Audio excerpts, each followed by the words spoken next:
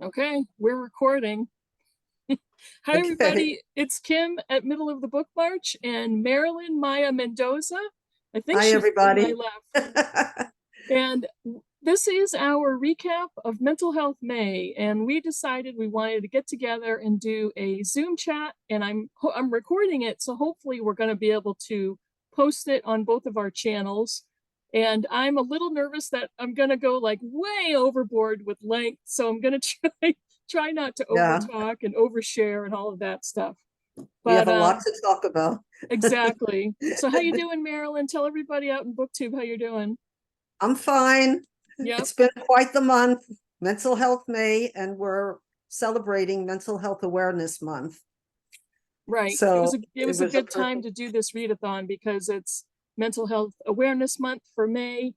And I had been thinking about doing something like this for a long time. So Marilyn, you were an excellent partner. You were the perfect partner for this readathon. So I really, really enjoyed talking with you over the month and sharing our stories and everything. same here. And Mental Health Awareness Month for NAMI, which is the National Association of Mental Illness, their quote for this year is "more than enough" campaign.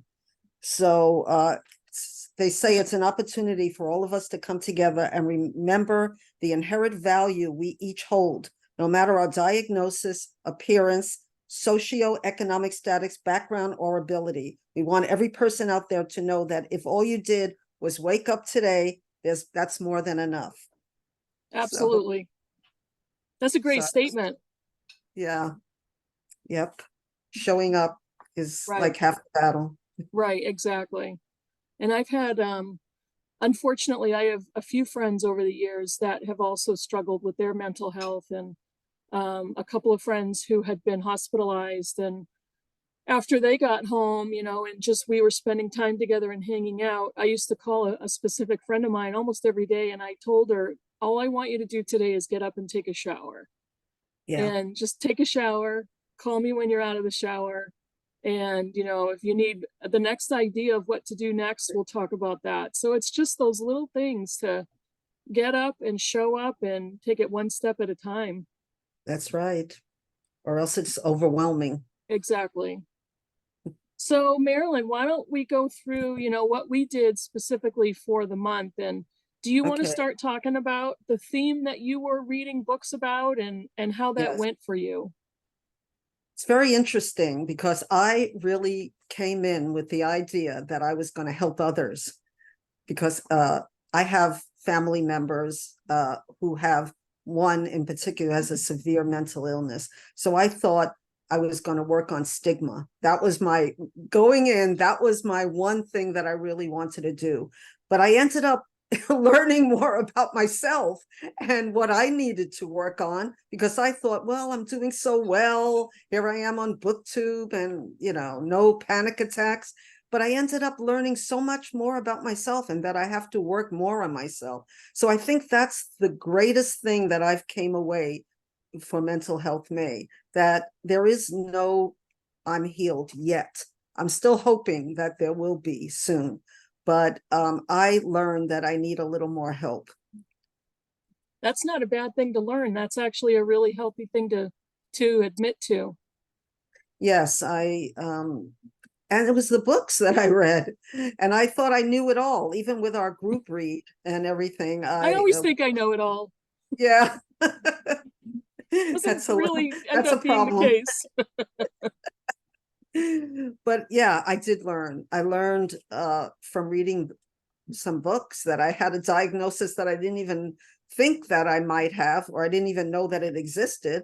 In fact, it's not even in the main book. What is it, the DSM or something? That it's Yeah. not really in there yet. But yeah, then I also learned that I have a mild depression. And I thought mainly I have an anxiety disorder, but I found out that you can have anxiety and still have depression. You can have depression with no anxiety. You Right. can have anxiety with no depression, which I thought I had. But I did have a low level of depression, maybe for a long time, that I very low level, that I didn't realize I had. So those were the main things I learned about myself this That's a month. good thing. I mean, there's all different combinations of what strikes people, and it's not a cut and dry. None of the illnesses or disorders that I read about or that I've experienced in my life are black or white, cut and dry. There's Yeah. all different levels on the spectrum, and honestly, if somebody has anxiety, it's depressing, and depression Yeah. can go right along with it, right? Yes. Yeah. Yes. So we had talked about in our Voxer messages, kind of, a lot of the reading was pretty dark and it Yeah. was heavy. So how did you feel during the month picking up, all of these books that had some pretty heavy topics in them? Well, I DNF'd a lot of the books, especially the clinical ones. Right. My brain couldn't deal with a lot of the very, very deep books. Um, I had to really pick and choose, because this month, beside being Mental Health May, and we're doing this deep readathon, it was also a tough month for me. Yeah. And I found out that, a lot of booktubers had a hard May. I Hmm. mean, I've had Voxer messages from a lot of people saying, I can't do booktube. I can't, I have things going on, and this is going on. And if you don't see me on booktube, this is why. So I guess May has been hard for a lot of people. And for me, I had my first panic attack that I've had, I would say, in years. And it all had to do with a dentist, a Right. surgeon, not telling me what he was going to do. Everything is Right. going to be fine. And then when I had some, things that happened afterwards, I just went into a different kind of panic attack where my heart was beating so fast. I thought, I never thought a heart could beat that fast for so long. Yeah. But, after that, I was okay. But when you have an anxiety attack, it's like drinking too much. The next day you have like a hangover. It just, there's a feeling that lasts. So yeah, and doing the book doing the readathon and reading all these books about people who are suffering through mental Yeah. illness. It was Wasn't heavy. easy. Yeah, exactly. Is there a book that you had to DNF, that it was not Yeah. a good month for you to read at all, so you had to DNF it? Oh, there's so many. There's so Yeah. many. And I think it's funny because the one that I had a DNF was the end of mental illness, which is a Yeah. wonderful thing, but it was just too heavy for me. And Right. it was just going into so many things that we have no control over, and I just, toxins. And I mean, it was a good book, How Neuroscience is Transforming Psychiatry and Helping Prevent or Reverse Mood and Anxiety Disorders. But it was just too heavy for me, and I Yeah. couldn't deal with it, because I said, there's so much that they're doing, but it was too much. Yeah. And even a book that I liked, one book was, and I put it on my, that I got a lot out of it, but I think that, let me see, maybe your body, my bones know, something like that. I haven't written it down, but it was a good book. And let me see if I can find, oh, here it is, my cheat sheet. What My Bones Know by Stephanie Fu. That's Yep. it.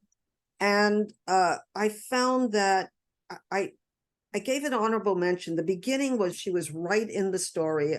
It was not my story, but she was doing it well. And then she went into like telling, and not only telling, but she went through a lot of, like, I did this and you should do this. And, it was just too much.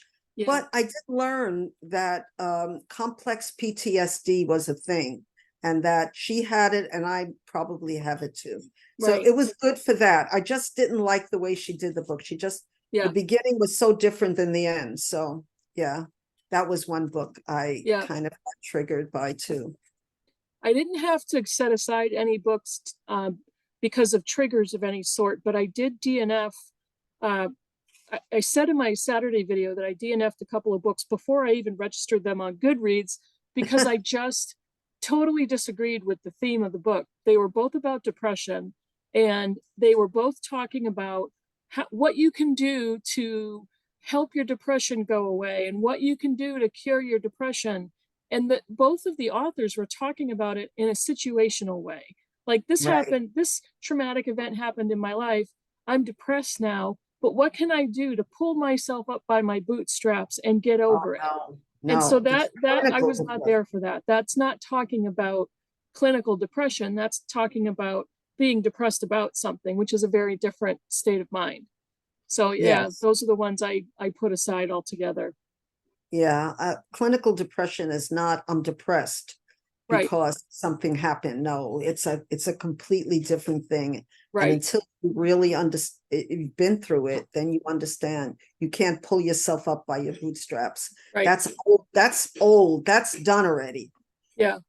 And I think that's a lot of people's inaccurate ideas about depression and mental illness. Is a lot of people still believe that depression is something you can get over, or you're too sensitive, or what do you have to be depressed about, or everything seems to be going great, why are you still depressed? And it's not because it's linked to something that you can go out and take a walk and feel better, or you can eat better and then feel better. It's biological and it's chemical. So it's something that needs management and treatment. And even while it's being managed or treated, it doesn't mean it's gonna go away for the rest of your life. It's something that you live with and you manage it. So I think there's a lot that maybe where some of the stigma comes from, in my opinion, is just the inaccuracies of what people think about depression. One thing I learned too is that having a mental illness in the 50s is way different from even the 70s or the 80s. Oh yeah, I can imagine. Yeah, it wasn't spoken about, and it was like cancer. People can't imagine that cancer was something you hid, but it was true. I mean, it was, and now mental illness is sort of like that, but it was really bad in the 50s because my mother had a severe mental illness. She was in hospitals all over New York City. And all I remember as a child was she's sick. Or at the most, she had when I really pressed, well, why isn't she here? She had a nervous breakdown. And, I didn't know. I thought it was my fault. And that caused a lot of my anxiety. And a lot of the trauma that I went through was because of her leaving me to go to hospitals and other things that happened. So yeah, I was a little jealous about some of the books I read because they got so much help. And I was sort of going through a lot of the things that the memoirs that I read, they were getting so much help from school counselors, from therapy. And I was just all alone and keeping it all inside because I didn't know what was wrong with me. I didn't know what was wrong with my mother. So, but I'm glad that I'm living through this time when there's so much more help. So that's good. Yeah, and I have to say, I think a lot of the books that we read, back in the 50s and 60s, mental illness or disorders never got the type of exposure they're getting now. So there's so much out there for reading material for us to learn from. And in the 50s and 60s, nobody was going to put any type of literature out there for a regular reader to read because it was taboo. It was taboo. It's completely and different it's still now. a little taboo. That's the thing. Yeah. That the stigma is, it still has a long way to go to end stigma. Right. But yeah, at least there's some therapies now. Remember, there was no medicine really to help people. My mother didn't have the medicine.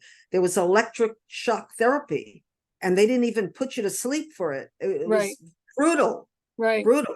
And yet my mother was begging for it because she was in so much emotional pain. So that's the way it was. And I'm I very, remember my mother telling me, my mother had bipolar type 1, but she didn't get that diagnosis until she was well into middle age. But I remember her telling me when she was in her early 20s in the early 60s, she talked to her doctor and she had anxiety. She had really bad anxiety, and her doctor prescribed her to start smoking. oh my goodness. So there was no, there was no medication unless he was going to start prescribing the, quote unquote mother's little helpers. But he told her to start, Milltown was yeah, he called told her to Milltown. start smoking, that would probably Oh, calm her down. oh my goodness. Yeah, That's so bad. I know. I So think about bad it on now and I'm like, how so many insane. levels. I know. I'm thinking, how insane is that? No pun intended, of a doctor Yeah. prescribing cigarettes for anxiety. Yeah. Yeah. A lot of when I think of what my mother went through and what I went through because of it, I mean, my mother was hooked on Milltown, which Right. was pretty much not helping her, but she needed it. And my father was like her drug dealer because he would go, and his English wasn't that great, and he Yeah. would be going to all these drugstores trying to get her fix.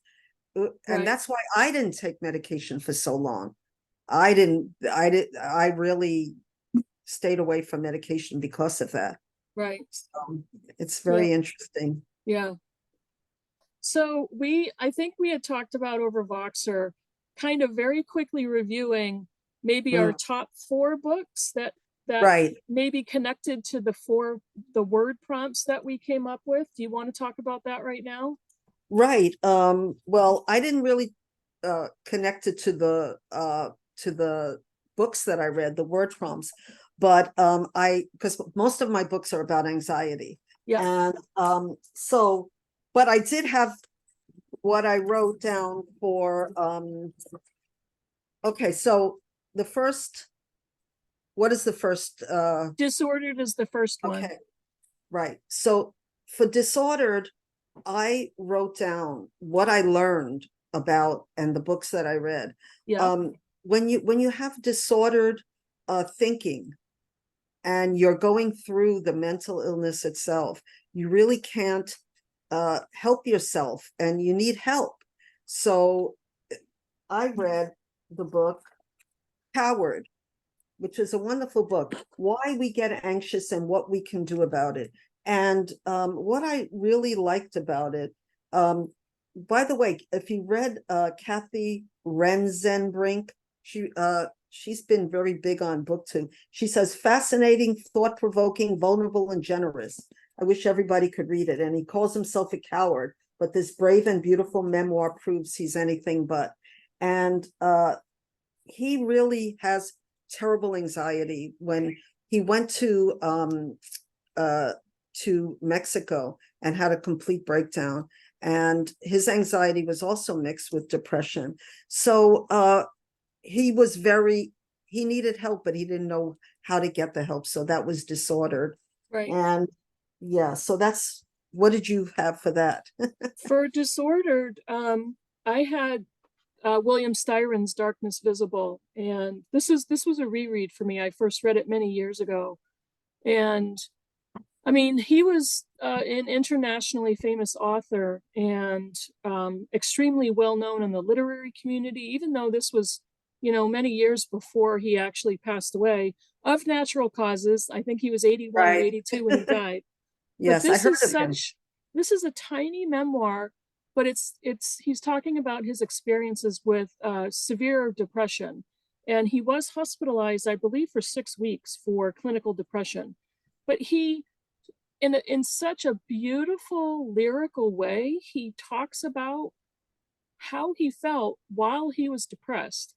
And I thought it's very artistic, but it's also extremely transparent what he did and how honest he was with the reader as to how he was feeling, how close he got to wanting to end his own life, how close he got to completely isolating himself from his friends, his wife, the literary community. He walked out on an award, and I forget, it was a pretty big award. I think he was in France at the time, and he had to walk out because he started to have a panic attack and he didn't know what to do with himself. He didn't think he'd be able to speak. So it was just so beautifully written and so poignant that it's such a great example of a disorder, of being disordered. And he was very clear in, this is not something that you can just throw something at to see if it sticks. It's managed, it's going away now.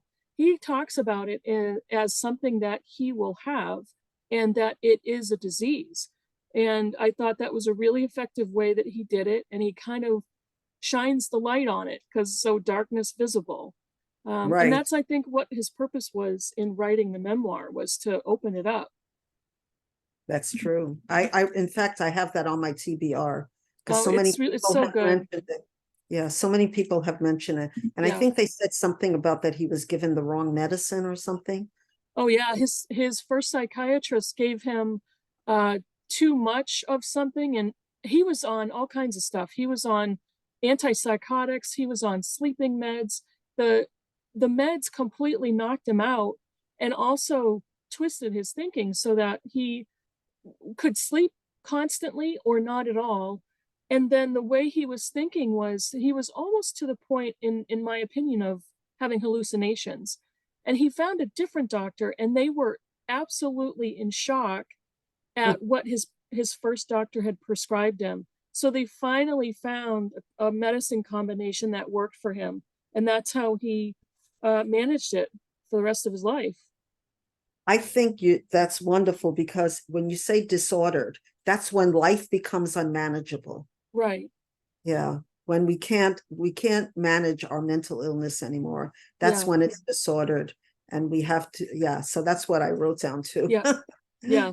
So what about the next prompt, is caring? What do you think about that one? Yeah, well, that one is through my whole, it's caring about people with mental illness. Right. What you're just saying, how not to just say, come on, be kind to yourself.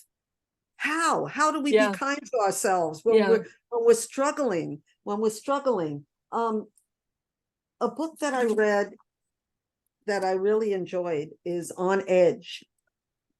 I don't know if you can see it. It's a journey through anxiety, and it's by Andrea Petersen. And I really enjoyed this book because it's really kind of funny, at the same time of being so, when you go through anxiety, weird things happen to you. And she kind of makes it, kind of humorous at the same time.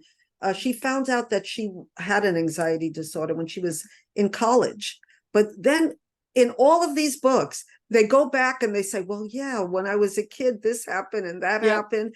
And they realize that it didn't just start when they were taking this test in college, and all of a sudden they ran out feeling that, I've run out of many places. In fact, I once said that I used to get panic attacks when I went to grocery stores, and sometimes I would come back because I was hungry. Yeah. But, that's a classic one. Shopping malls, grocery stores. I would leave my cart full of food and just run out and race home. And I was a teenager then. So one thing, this is another book where she gets a lot of help. She does so much. She has money, so her parents have money, so they go through, she was able to have this toolbox and try everything, go to famous yoga places. That's why it's not my favorite book. I think I was a little jealous. I didn't have that. I had 4 children and was living as a divorcee. So and but despite how much money she had and all the ways that she got well, I still felt that deep down, we had the same problems. We had anxiety. Right. So she was no better than me or no worse than me. So that's what I thought of caring. So caring about other people, caring about our own mental illness, being kind. Yeah. That's what I got out of that. Right. Caring. The one I had for caring is a novel. And I don't remember how many novels I read, maybe a couple, maybe 2. I think the majority of the books I read were nonfiction, but this one is All My Puny Sorrows by Miriam Taves. And I've this heard is of the that. story of two sisters. And one of them is suicidal with severe clinical depression, but she has a blessed life. She is an internationally renowned concert pianist, married to a wonderful man. They don't have children. She travels all over the world. They're wealthy, but she wants to die throughout the book. And her Wow. sister, her younger sister, is the one that has several broken relationships. She's divorced. She has two children by two different men. She can't get her life together, but she's the one who's taking care of her sister. And their father has died at this point. They're both in adulthood, and it's so, oh, it goes back and forth so well with what a severe depression really means to a family and what it does to a sister who has devoted her life to taking care of a mentally ill sibling. And she literally left, she dropped her entire life. So she didn't have the chance to really get her life together. She's got kids that are 18 and 14, so they're pretty independent. But I still, through the whole book, I really enjoyed the book. I thought it was so well done. But the whole time I'm thinking, they're still kids. You still need to spend time with your children, and you still need to choose differently. You know, your sister is an adult. She needs to be able to kind of work the system and, you know, provide support and all of that stuff. But she dropped everything. So it's a really interesting dynamic about what it means to care for somebody who has a mental illness. So I thought it's so, and it's so, it's very dark in some places, very, very dark, but it's also hilarious at the same time. Just the dialogue that they have and the dialogue with the mother, it's very funny. And Miriam Taves is just an excellent writer. So I did really enjoy that book. I was kind of afraid of picking up that book, to tell you the truth. Yeah, Yeah, I heard it was dark, and it I know, is. and I thought it would trigger me, Yeah, but I heard so many wonderful things about that book. So yeah. yeah, She's a very maybe good another writer. time next year. Yeah, and she's a very good writer. So I think any Yes, novel of hers that you pick up, you'll probably enjoy the writing. yeah, that's important. Yeah. So the next one is Overcoming. What did you have for that one? Okay, so like I said, I didn't really have Yeah. this What was did you my have you wanted to talk about? right. Um, well, there's a book that I read that's a novel, because you mentioned a novel. And I was so like triggered by a couple of books that I picked up a novel. I said, I'm going to go back to a mystery, right? Yeah, Oh, no, no, no. that backfired. It didn't back, it actually was wonderful. It's Ruth Rendell's last book, Dark Corners. Yeah. And Now she's a the favorite author of yours, right? she is, but this Yeah. is not one of her lighter books. This is right before, in fact, I think this was this was published after she died. And she did a interview where she said that she has pity for psychopaths, which is interesting. Yeah. But the main character in this book is not a psychopath. He's going through an emotional breakdown.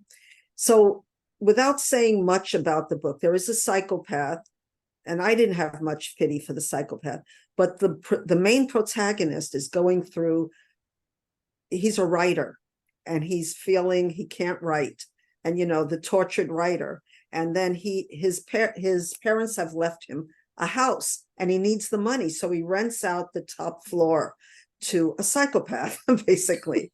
And he starts having a mental breakdown. Okay, so at first I had to put it down. I said, oh, I Yeah. don't like where it's going. But the author had so much empathy for the person who was being tortured by his own bad choices, but also because of the psychopath who lives upstairs. And I thought, oh, if this ends badly, I'm not going to be happy. Right. But it ended so compassionately for the psycho, not for the psycho, for the person going through the breakdown. And Yeah. it's also funny in certain points. Like one of the characters, one of the fathers is retired. He doesn't want to go golfing. And this is the second book that I read by her where people go on bus trips throughout London just for fun. Yeah. And so it has that to it. So this really was, it didn't turn out to be, but I picked it up and it really gave me a break. Yeah, exactly. Yeah. I think it was necessary throughout the month to take a breather here and there. Yes, I know you did. Yeah. I did read a couple of novels that I had 2 book groups that I read novels for, and it's like, okay, yeah, I could get into this. I need a break from the mental health topics, the darkness. Yeah, So, there's a lot of darkness. yeah. So when I thought about the prompt for overcoming, I picked this poetry collection. It's called Tap Out by Edgar Kunz. And this is a poetry collection that's very masculine and talks a lot about toxic masculinity. But he is the product of a mother who abandoned the family and an alcoholic, absent father who was very much a blue collar manual laborer type of a guy. And he writes about him and he has 2 brothers, I believe. And he came from Massachusetts, in the area that I grew up in Massachusetts. So I felt really familiar. And he has a couple of poems in here that are titled with names of the towns that I'm familiar with. I always love that. I always love that. I felt I could relate to a lot of what he was saying, just his childhood experiences and his high school experiences. But the poetry is very, very plainly written, which for me, I love only because I am not a poetry aficionado and I don't always get it. But this one I did, and this was such an excellent collection of what he overcame through his young adult life and how he basically got out, So I thought it was really good. Yeah, that sounds really good. I like plain poetry too. Yeah. Which I call spoken words sometimes. Yes, I love that. Yeah, I used to do that. So yeah. Yeah. So what do you have was, for the last one? The last prompt was discovery, but what did you have picked out for your last book? Well, the one you were saying, overcoming. Yeah. I just wanted to say one more thing. Overcoming, I wanted to do this, but it didn't happen through the month. I had a mental health toolbox for overcoming. And a mental health toolbox is something that you reach for when you're really going through a bad time. Yeah. And it can have therapy, meds, yoga, breathing, and meditation. And I haven't, my favorite book, I will talk about in a minute, has more of that. But for discovery, basically, I found out so much about myself with the complex PTSD, anticipatory anxiety, and a book that is sort of like your poetry book, but it's not poetry. It's called Little Panic by Amanda Stern. And the same thing, she's brought up in New York, of course, she's brought up in like Manhattan. Yeah. Parents are divorced. She was brought up in the village at Soho, and her father lived on the West Side, and she has a terrible, panic disorder.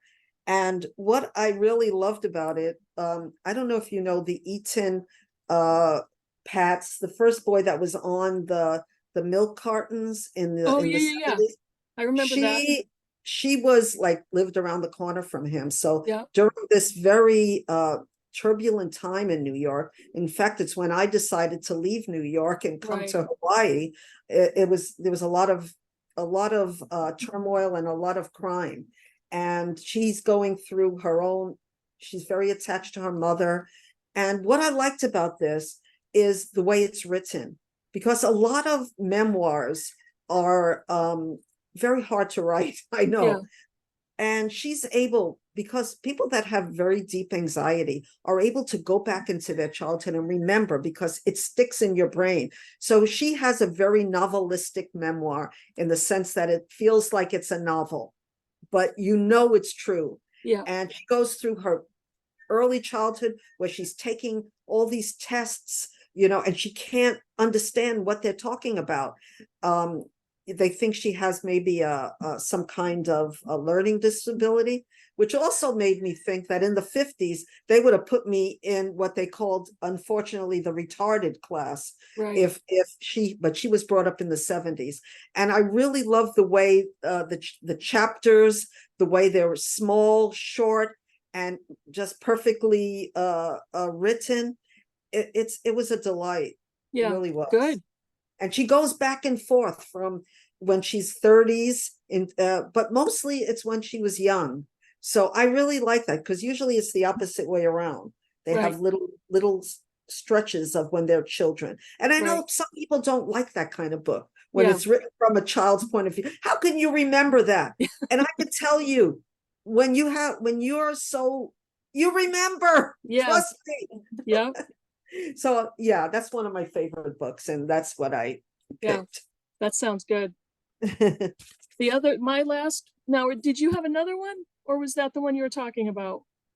I have one other that's my favorite, but what is the last you wanted to talk about? The last? Well, my last one for discovery is Marbles. This is by Ellen Forney, and I read it. yep, this is her graphic memoir, Right. and this was awesome. And I think that this is the type of book that I would love to put in the hands of somebody who is just getting a bipolar diagnosis, or just doesn't know where to turn and would appreciate reading about it, or just, enjoying the visual aspect, because it's Yes. non-threatening. It's not somebody that would be afraid to be reading like a science or medical textbook or something like that. But she does such an awesome job of talking about her life before she was diagnosed with bipolar type 1, when she got diagnosed, and then what she did about it, and how she created a new life for herself that was successful. So I absolutely loved it. And It was humorous too. oh, it was You- hilarious. There was so many funny things about it, because Yeah. she's a cartoonist. And Yes. so, yeah, it was so good, and a lot of discovery for her, but it also brought a lot of discovery for me. And I think it would do the same thing for any other reader. Yeah. So it was really The good. only other book that I have that I read last, because I thought, what am I going to get out of this? Is a man's point of view, and I'm not going to get. And I didn't like. I tell you the truth. He's a writer, and I didn't like. It's not that I didn't like, but I'm not into fantasy. And I Yeah. think one of his books were fantasy. It's Reasons to Stay Alive by Matt Haig. Right. And oh my goodness, I loved this book so much, and I'll tell you why. Matt Haig tells you, without any kind of going into clinical stuff, what it really feels like to be depressed. Yeah. And not only that, but he has anxiety disorder, panic attacks. So I was able to get so much out of this book, and it's told in small chapters. And he doesn't tell you, okay, do this and things will be good, but he'll have things that have happened to me that have generated more sympathy than depression. And he talks about accidentally setting my leg on fire and all. It's hilarious. And at the end, things that, and he'll say, this is not going to help you, but things that make me worse, things that have helped, Yeah. And I found it really helpful for me. In fact, I really enjoyed it. At the same time, I was writing down all the things. And then he has a part where he asked people on Twitter. I asked some people online who have experience of depression, anxiety, or suicidal thoughts, what keeps you going? These were their reasons to stay alive. And they're just like all different reasons. And I thought that this is a very approachable book. And I think that it really can help somebody. Yeah. And I really, really enjoyed this book. I've Made me seen that wonder. book a bunch of places. It would definitely be something I would probably pick up and read. Yeah, I think it's delightful. And his writing is, of course, he's a writer. Yeah. His writing is just, and you feel for him. You really do. You Yeah. feel for what he went through and what he still goes through. So I really recommend this book. Good. Yeah. So I think those were our favorites for the month. Do you want to talk about Right. our group read? Oh, yes. Yeah. You have the good. I brought mine back to the library, so Yeah. Well, glad you I'm can. gonna put this down and I'll put a graphic picture in there so I don't have to hold it up. Yeah, it's So heavy. yeah, so the group read was maybe you should talk to someone by Lori Gottlieb. Yes. And Yeah. this was everywhere. This has been everywhere on BookTube. Yes. It has. You and I have talked about it pretty much at length on Voxer, and I think we both mostly agree with the outcome of it. To me, I thought it was psychology light, Yeah. LITE. Yeah. And she's Yeah. a podcaster and she's a celebrity therapist. So it was a lot of I I didn't don't know know. that at the time when I first read it, though. No, neither did I, but it became pretty clear as I started reading the book. And yeah. Tell me what your initial Okay. thoughts were. I'll tell you what I liked and what I didn't like. I liked Yeah. the short chapters. I liked her chapter titles. I thought she's a good writer in the sense that she brought the chapter Yeah. titles to really click. Some of her therapeutic advice was okay, Yeah. and she was a good person. I like the way she treated her patients. Yeah. She was kind, and that's it. That's important. What I didn't like, she was kind of long-winded. Okay, she was. And Yes. some of it was boring. I mean, it really was. I mean, I had a hard time. I started this in April and I read like a chapter or two a night, and it was like, I can't do this anymore. Yeah. It took me a month to get through this book. And when you were reading it so fast, I said, how can you do this? I didn't like that she didn't conclude the book very well. Right. I didn't like that she told her patient's secrets, even if they were agreeable. I thought she gave too many details, and some of her conduct with her own therapist and his conduct with her, he throws something at her. Yeah. And let me just say real quick that I had a psychiatrist who threw a folder of books at me. Folder of papers, not books, at me. So there are psychiatrists that are inappropriate. And Right. I just stood there. I didn't know what to do. I walked out and he was going through some kind of breakdown himself.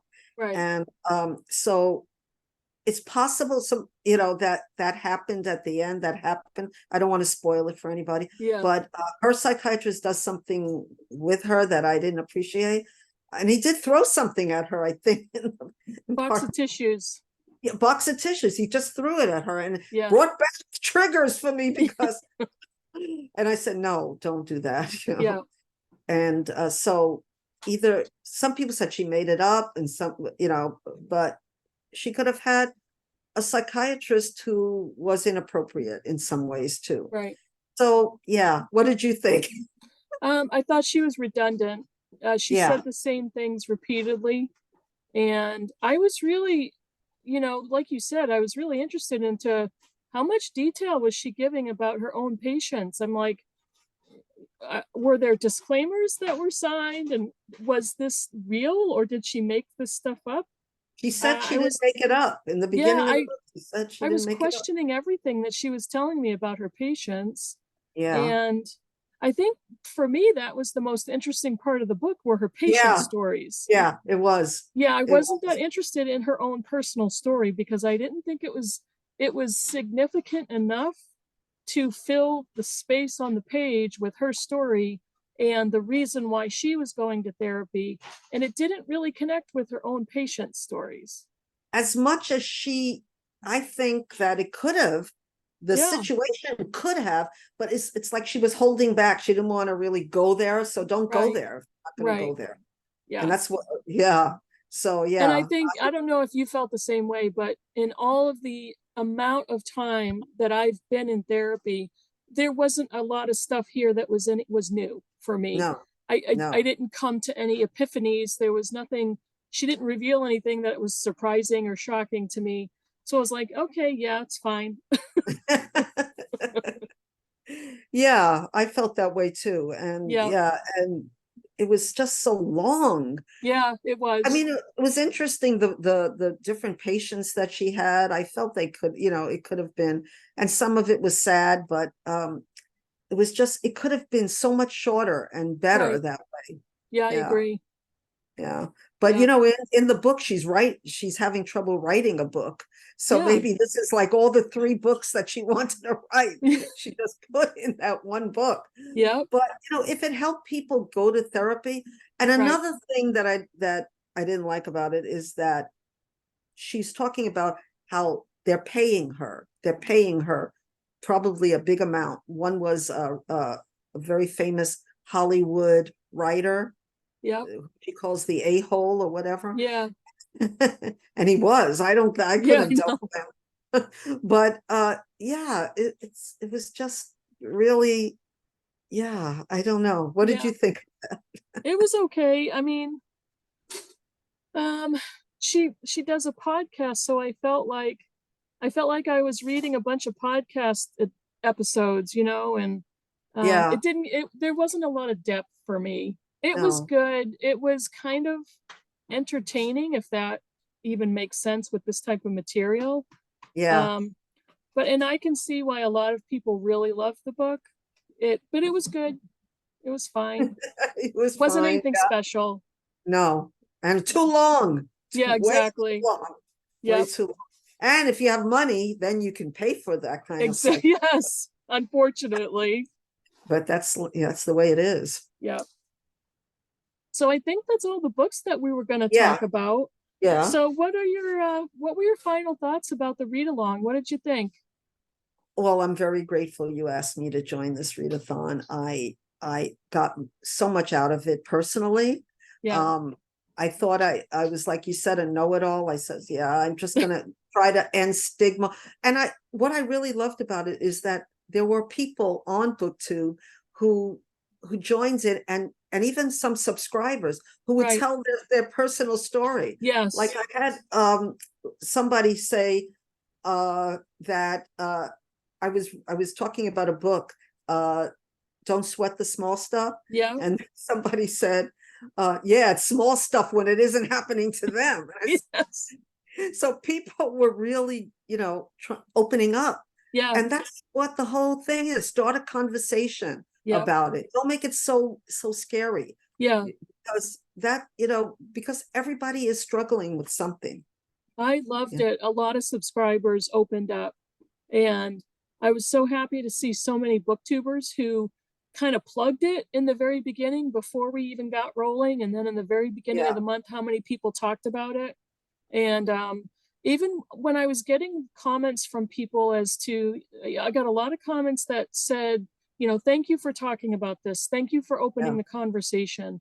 And I Yeah. think for me, and I think you and I talked about this, that was one of the biggest reasons I wanted to do it, was to blow it open, to talk Right. about it openly, to not be ashamed or try to hide anything.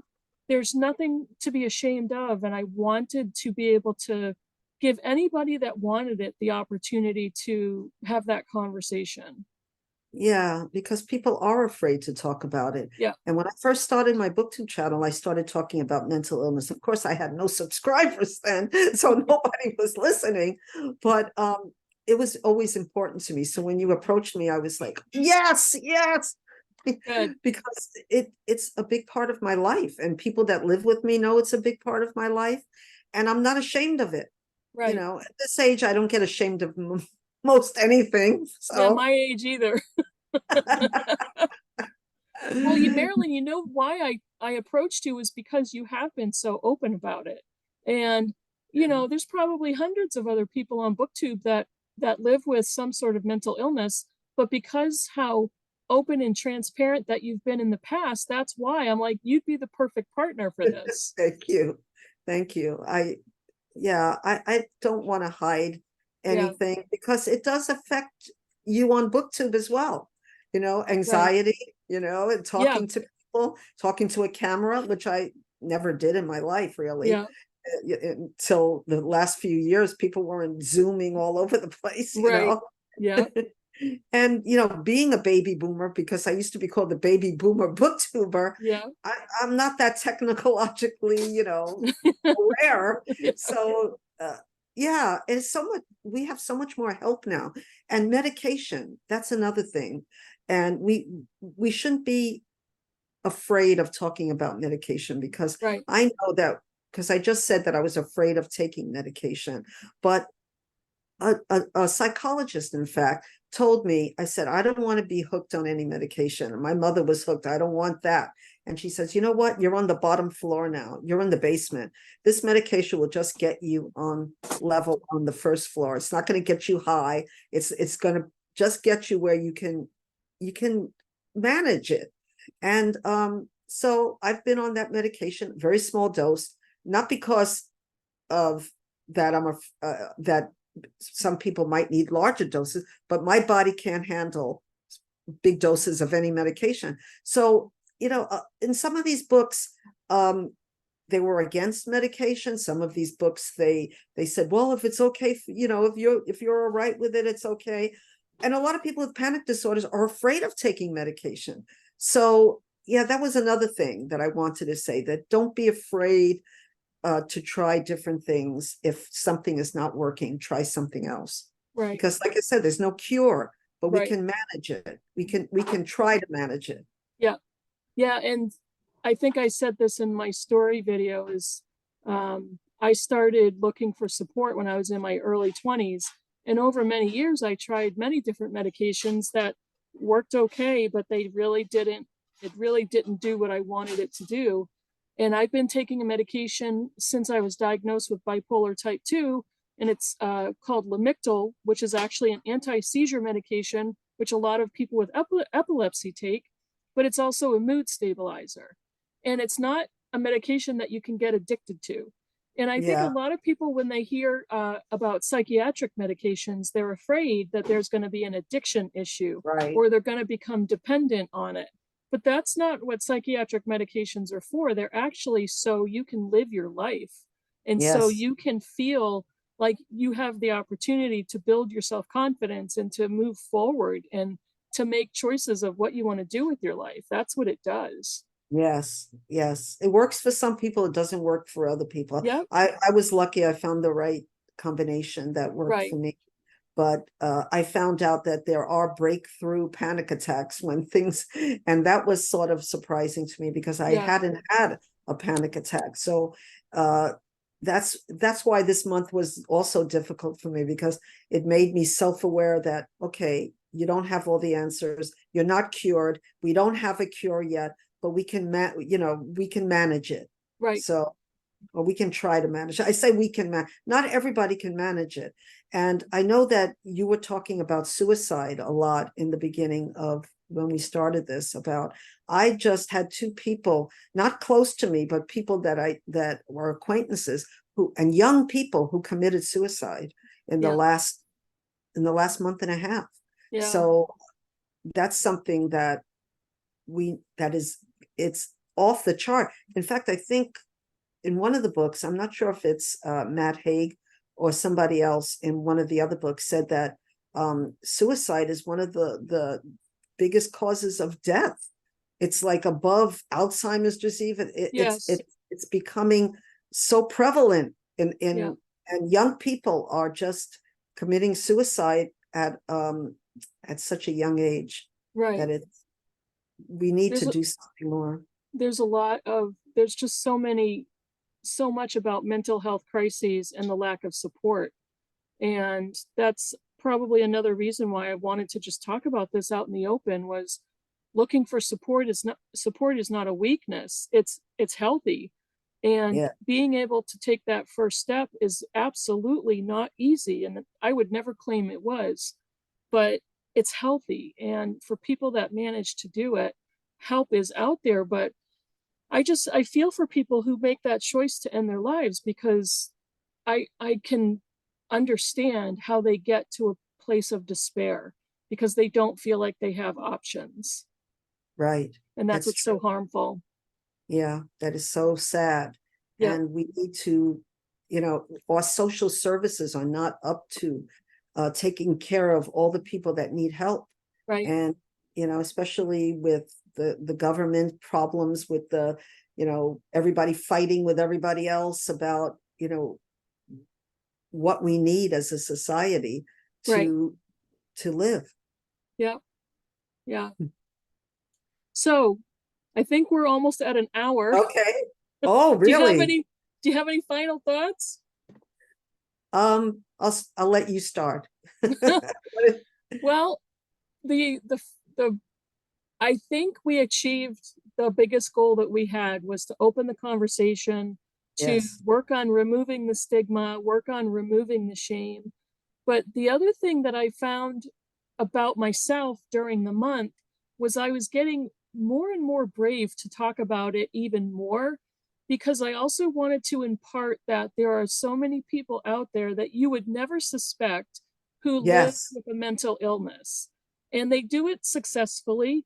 And there are days when I'm not perfect. I have imperfect days, and I have, depressed days, and I have angry days, and I have all of those days. Taking a medication doesn't knock out all of your No, emotions and your feelings, but no. I'm still able to thrive and to manage the disorder. I know I have resources, and it's not scary. It's not so scary anymore to be able to talk about it. And I think that's a success for me. That's a win. Yeah. Yeah. When I was a teacher, I remember that the guidance counselor, I had written a book about my own experiences with agoraphobia, being afraid to leave the house, and anxiety. And she said, "Oh, it's not in print anymore. No, I That's got a used copy. it's a good used copy, Yep. still around." But I'm rewriting that book, and she says to me, she said, you have anxiety? You're the happiest person I know. And that's, if a guidance counselor in a middle school can say that, Yeah.